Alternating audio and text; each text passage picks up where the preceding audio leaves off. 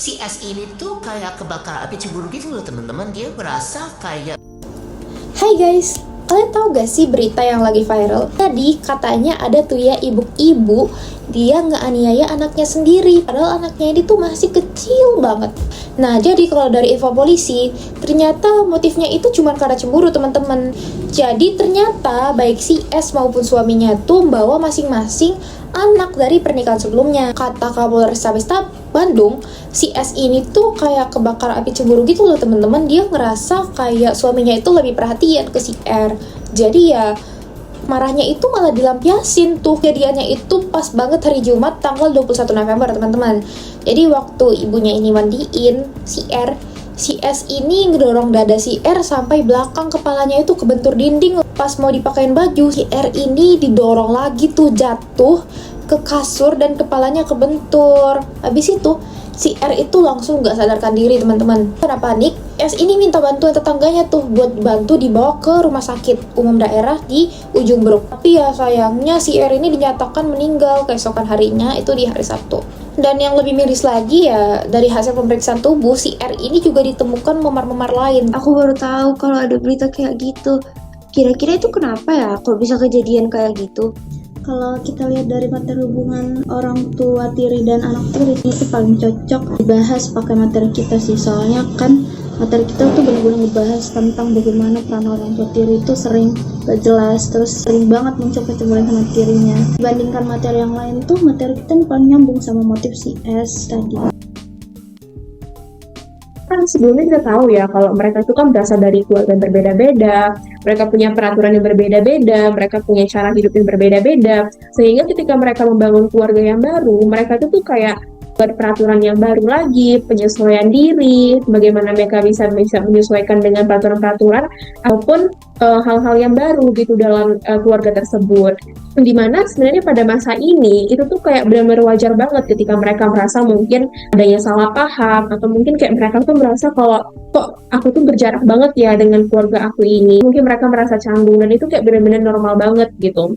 Karena sebenarnya bukan hanya peran aja yang disesuaikan, tapi kayak yang aku bilang tadi, mereka itu harus menyesuaikan cara hidup mereka, pola asuhnya, dan lain-lain. Jadi kalau bonding ini tuh nggak berjalan dengan baik, kayak ada perasaan kalau suamiku tuh lebih mementingkan anak kandungnya, atau aku tuh nggak dianggap gitu.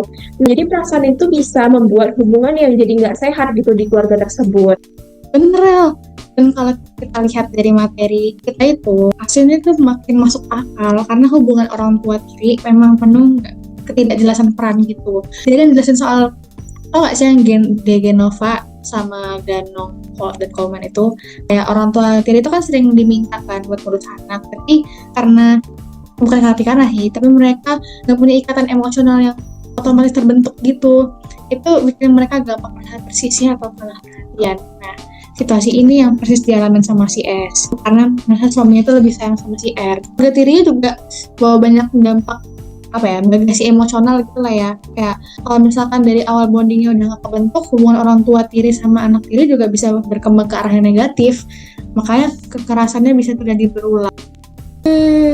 Jadi ya bisa kita simpulkan ya teman-teman, dari kasus yang kita bahas ini, itu kita bisa lihat kalau masalah di keluarga tiri itu atau juga keluarga sambung itu banyak banget ya, mulai dari cemburu atau juga peran orang tuanya gak jelas, sampai ya hubungan yang belum sempat terbentuk itu, semuanya itu bisa jadi pemicu masalah kalau misalnya masalahnya yang tadi itu nggak ditangani dengan baik-baik teman-teman. Di kasus si S dan juga si R ini tuh contoh bagi kita, dimana ini tuh kelihatan banget ya gimana tekanan emosional yang nggak terselesaikan tadi bisa meledak dan juga bisa nyakitin orang lain, even anaknya sendiri, yang dimana anaknya itu harus dilindungi ya teman-teman. Makanya penting banget buat orang tua, apalagi keluarga tiri, itu bener-bener bangun komunikasi, bonding, dan juga adaptasi yang sehat ya teman-teman. Paling penting itu ya, kekerasan terhadap anak itu kita tahu itu gak pernah bisa jadi solusi ya teman-teman. Nah, jadi anak itu sudah sewajarnya dia itu kembang dan juga untuk tumbuh di lingkungan yang sehat dan juga aman. Jadi ya gitu deh teman-teman. Semoga dari kasus ini kita bisa belajar ya, kalau kita itu harus lebih peka dan juga lebih peduli sama lingkungan sekitar kita dan juga keluarga di sekitar kita.